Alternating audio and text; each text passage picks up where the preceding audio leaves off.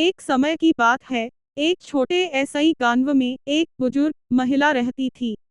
उनका नाम राधा था। राधा बहुत ही दयालु और सहानुभूतिपूर्ण थी। वह बहुत गरीब थी, लेकिन उनकी गरीबी उनके स्नेह और दया को कभी कम नहीं कर सकी। राधा का एक ही बेटा था जिसका नाम रामू था। रामू किसी नगर में नौकरी करता था और अपनी मां ऐसे ही बहुत प्यार करता था। रामू हर महीने अपनी मां के पास आता था, यूं पैसे देता था और फिर वापस शहर चला जाता था। लेकिन एक महीने रामू नहीं आया, फिर दूसरे महीने भी वह नहीं आया। राधा को बहुत चिंता हुई।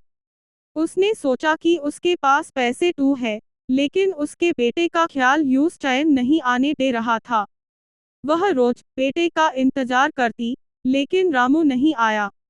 अंततः राधा ने फैसला किया कि वह शहर जाएगी और अपने बेटे का पता लगाएगी।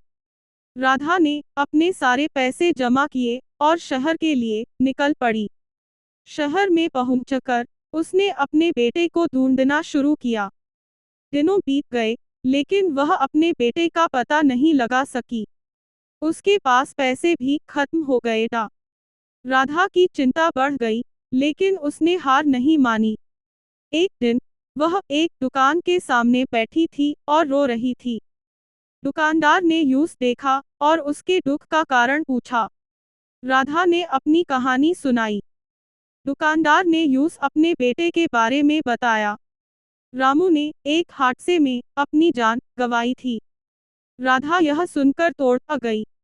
उसने अपने बेटे के नाम की मिट्टी अपने हाथों ऐसे ही चूमी।